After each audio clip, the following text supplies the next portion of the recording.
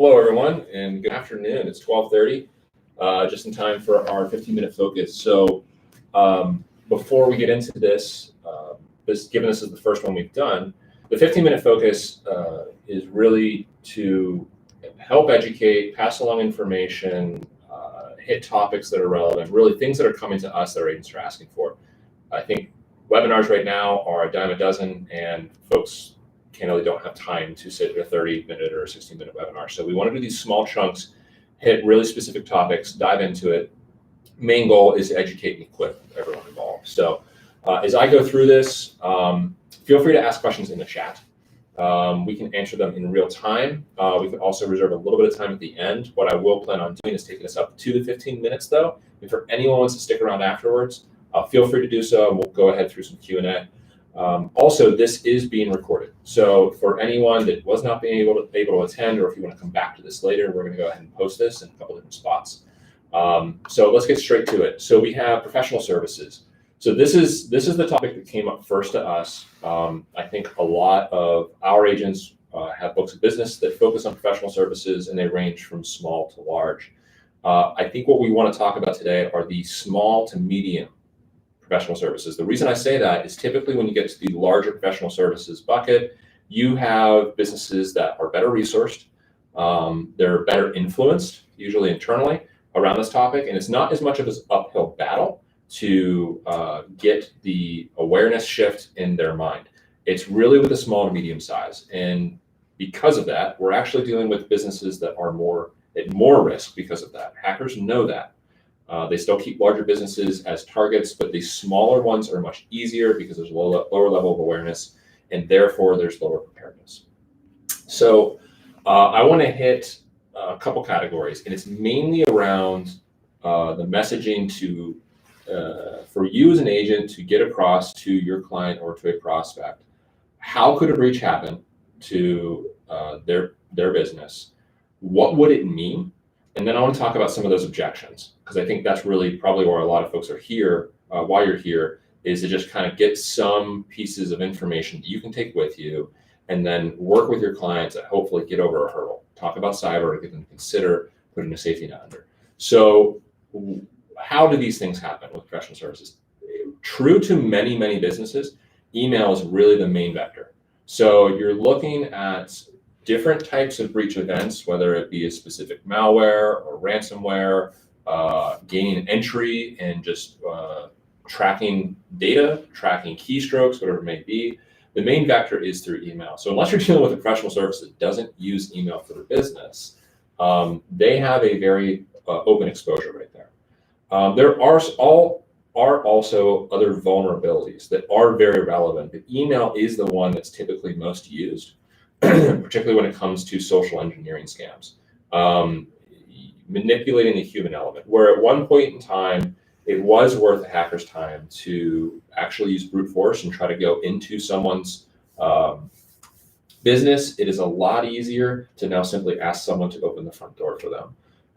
So you can start a dialogue with one of your clients or one of your prospects around email, right? How well do they know that their employees understand what to avoid, right? The likelihood that someone there wouldn't accidentally click on something that they shouldn't, open an attachment that they shouldn't. A lot of these attacks are widespread, so they may be generic, but some are very specific. They will use the employee's specific name.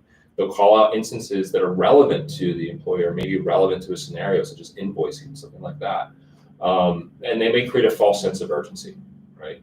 But there's a lot of different ways, but the main way I like to focus on is email because it's common, and most businesses are utilizing email. And if you want to get into other vulnerabilities, feel free, but the objection probably with some of those other vulnerabilities is I have IT, right? And I want to get to that towards the end of this focus session. So let's talk about the what. So why are professional services great targets? They have great data. They have fantastic data. This is information that isn't just their employees, it's their clients, access to their clients. So a breach could be as simple as obtaining information from that professional service, from that group, getting the information that they house. That information by itself is very valuable, okay? because it's typically more than just generic. They have pretty detailed information about their clients. But if you go beyond that, that data can lead to their clients and access to their clients. So I typically break down evaluating exposure into two buckets: data and access. When you look at the data that professional services house, it's very valuable. It's well worth my time if I'm a cyber criminal to access that data. And even if it's a smaller firm, it doesn't change the fact that data is there and it's still very valuable to me. When we look at the operations of professional services, so data is one thing, but access, and it's not just access to their clients. So, and we can talk about that itself, but with the rise of ransomware happening, you're now looking at targets that really, where ransomware is going to affect every business when they're hit. For someone in professional services, it can be particularly painful and particularly more devastating because of the nature of their business, because they rely so heavily on their systems, they rely so heavily to the access to that data. So to get hit with ransomware and literally not be able to access anything, the business interruption that will come from that can be very, very large. So even if you grab that piece, talk to your client, talk to a prospect about the scenario of how they would handle ransomware, right? This is an instance where someone, and you can give this in different ways, but you can pick one. An employee accidentally clicks on something. Accidents happen. This is a when, not if. That link included malware, particularly ransomware. At some point in the future, the ransomware is enabled and all of a sudden everything is locked down, right? They're not able to access. Their operations are brought to a halt. They can't email, they can't access finance, they can't access the records. So what does that look like and are they prepared? So that can be enough of a situation that hopefully you can lean into to get the client thinking about that situation, and then you can derive the value of having a safety net that would catch them, right? So having business interruption, having reputational damage coverage, right? So not only are they having to navigate through this, there's the aftermath. How is this event going to potentially tarnish their reputation? With professional services, there is a higher degree of reputational harm that can be done, right? Because trust and security are much higher than maybe if you're working with someone in maybe the contracting space. Not to say that's not important, but it's from a business standpoint, it's really, really relevant. So I would hone in on those. Now, the objections, and I'm flowing quickly, but that's obviously for time. The objections that I would look at, first, you're going to get this in many situations, but particularly with professional services, because typically you're going to see this more. They're going to have, hopefully, some IT presence in their business life.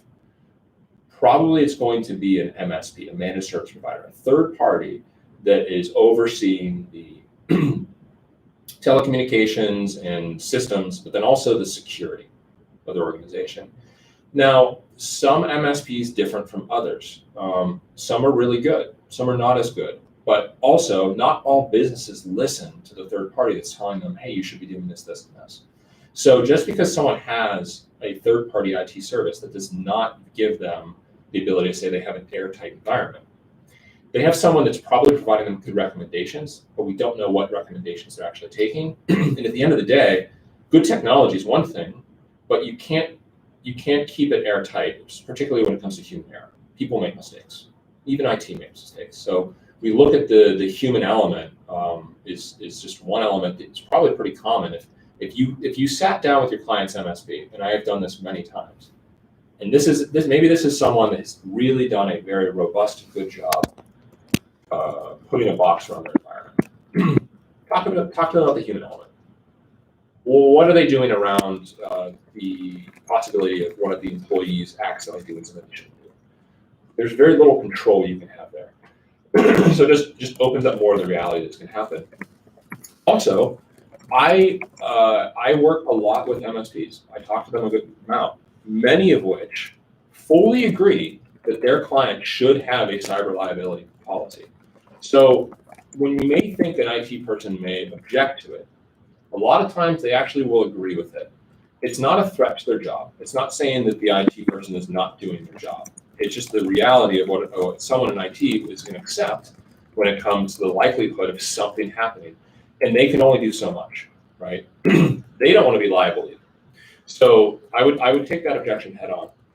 The other objection I wanted to hit was, if you're dealing with a professional service organization and they are smaller, they just by being smaller, they may think this is not a problem for them, that this is a big business problem. If you've been on any of my webinars, I always address this, but it's typically an objection. They look at themselves as they don't look at themselves as a target, because why would someone care about XYZ company in XYZ place, right? I'm sure we've heard that to some degree.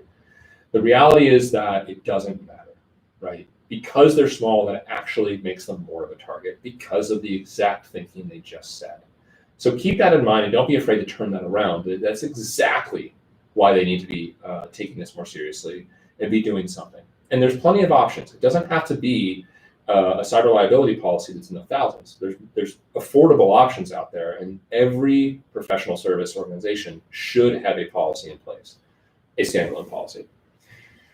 All right, so we're coming up. I have a few minutes left. I was going to want to go through some examples, but for time's sake, I'm not. What I want to do is open it up, that part of what we're doing here is equipping. And part of a really good way to bring this topic to light for someone in any space is through real life examples. So feel free to hit us up. If you go into the description, you can either email us directly, or you can go through our website and click on compare coverages and put in your information, and we'll reach out to you. But part of that dialogue can simply be around, hey, Fifth Wall, can you give me some claims examples? Can you help equip me? I've got to have a conversation with XYZ, or I really want to focus this more on my book. I need some ammunition. I need to build a little bit of a better understanding for this topic. We don't have to do it over a webinar. We can do it over a phone call. This is why we're here. This is what the team does. So if you already have a Fifth Wall account manager, please lean in on them. If you don't currently work with Fifth Wall, please reach out to us. Either click on the link to go to our website and provide your information, or you can just email us directly, which is right there in the description. So I've been looking at my watch because I've been trying to do as good a job as possible.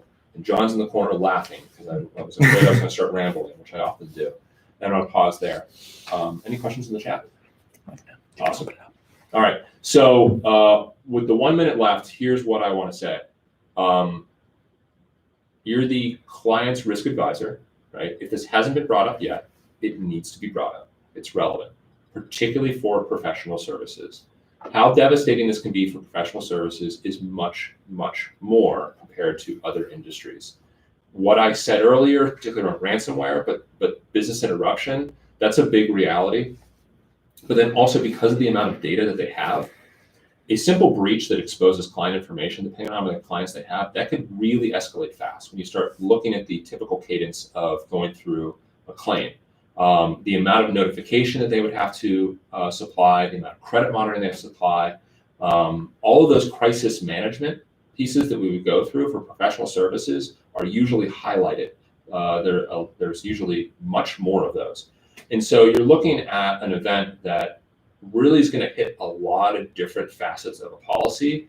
And that's not a good thing. It's a great thing if they have the policy. It's a bad thing because there's a lot of checks that they're not going to be checked, or a lot of boxes that are not going to be checked if a event happens. So with that, unless there are any questions in the chat, which I hope is a good thing, maybe I just was that informative, but I will leave you all to go about your day. We will be doing this more. I think we have 2 more scheduled. So as this is coming up, if there's something specifically you would like me to talk about, if for whatever reason you like hearing me ramble about cyber, to whomever that will hear me out, please let us know. Please reach out to us. Please email us directly. Say, hey, I would love for you guys to focus on X. We don't have to do this in an organized way. Like I said before, we're happy to talk to you one-on-one and just equip you. A lot of what we do is equipping. We provide access to over 25 different markets, which is great. But at the end of the day, that doesn't mean much if you can't talk to your client in a meaningful way and actually get them to adopt a policy that's meaningful and really needed. So with that, I'll sign off. Thank you, everyone, for spending 15 minutes with me, and I'll see you next time.